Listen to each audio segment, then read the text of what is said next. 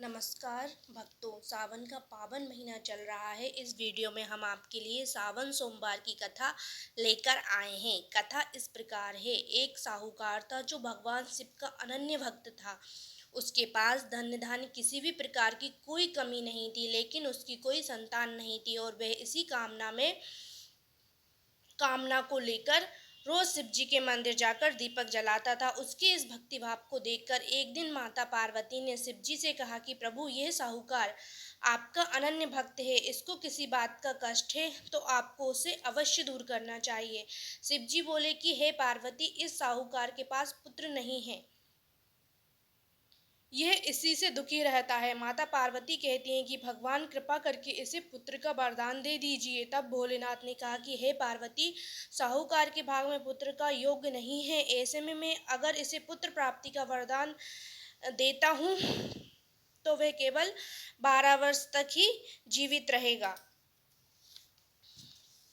यह सुनने के बाद भी माता पार्वती ने कहा कि हे प्रभु, आपको इस साहूकार को पुत्र प्राप्ति का वर देना ही होगा, अन्यथा क्यों भक्त आपकी पूजा पाठ करेंगे। माता पार्वती के बार बार आग्रह कहने से भोलेनाथ ने साहूकार को पुत्र प्राप्ति का वर दिया, लेकिन यह भी कहा कि वह 12 वर्ष तक जीवित रहेगा, उसके बाद मृत्यु को प्राप्त हो जाएगा। साहूकार यह सारी बातें सुन रहा था, इसलिए उसे ना ही खुशी हुई और ना ही दुख। वह पहले की तरह ही भगवान भोलेनाथ की पूजा अर्चना करता रहा।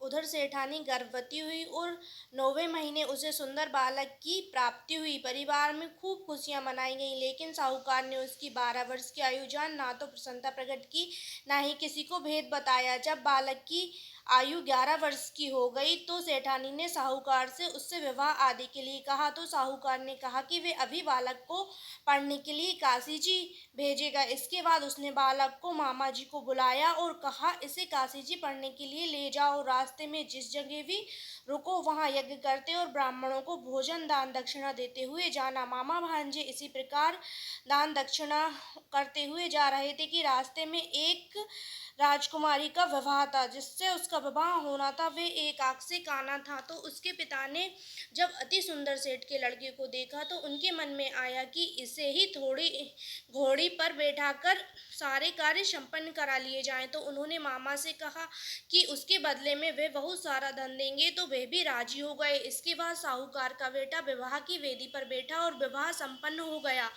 तो जाने से पहले उसने राजकुमारी के पल्ले पर लिख दिया कि तेरे विवाह तो मेरे साथ हुआ है, लेकिन जिस राजकुमार के साथ तुमको भेजेंगे वे एक आंख से काना है। जब राजकुमारी ने अपने पल्ले पर ऐसा लिखा हुआ पाया तो उसने राजकुमार के साथ जाने से इनकार कर दिया और कहा कि जिस राजकुमार के साथ मेरा विवाह हुआ है वे एक आंख से काना नहीं है, और जिस राजकुमार के साथ मेरा विवाह हुआ है वे काशी जी पढ़ने गया है। ये बताया तो राजकुमार के साथ जाने से इनकार कर दिया। राजा ने अपनी पुत्री को विदा नहीं किया, भारत वापस चली गई। उधर मामा और भांजे काशी जी पहुंच गए। एक दिन जब मामा ने यज्ञ रचा रखा था और भांजा बहुत देर तक बाहर नहीं आया तो मामा ने अंदर जाकर देखा कि भांजे के प्राण निकल चुके थे। वे बहुत परेशान हुए, लेकिन सोचा कि अभी रोना पीटना मचाया तो ब्राह्मण चले जाएंगे और यज्ञ का कार्य अधूरा रह जाएगा। जब यज्ञ संपन्न हुआ तो मामा ने रोना पीटना शुरू किया। उसी समय से पार्वती जी उधर से जा रहे थे।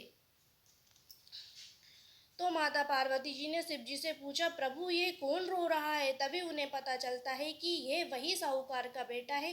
तब पार्वती जी कहती हैं कि प्रभु इसे जीवित कर दे, नहीं तो इसके माता पिता तड़प तड़प कर मर जाएंगे। तब भोलेनाथ ने कहा कि देवी, इसकी आयु इतनी ही थी सो यह भोग चुका, लेकिन माता के बार बार आग्रह करने पर भोलेनाथ ने उसे जीवन दान दिया।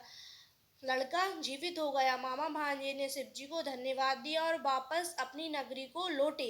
रास्ते में वही नगर पड़ा और राजकुमारी ने उन्हें पहचान लिया। तब राजा ने राजकुमारी को साहूकार के बेटे के साथ बहुत सा धन धान्य देकर विदा किया।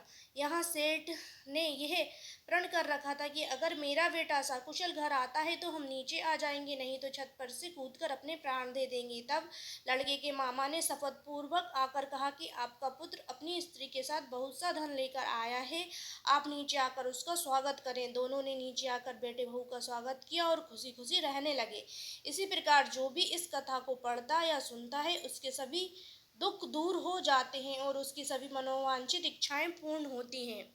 बोलो भोलेनाथ की जय। आपको ये वीडियो कैसा लगा मुझे कमेंट करके बताएं। वीडियो को लाइक शेयर और चैनल को सब्सक्राइब करें।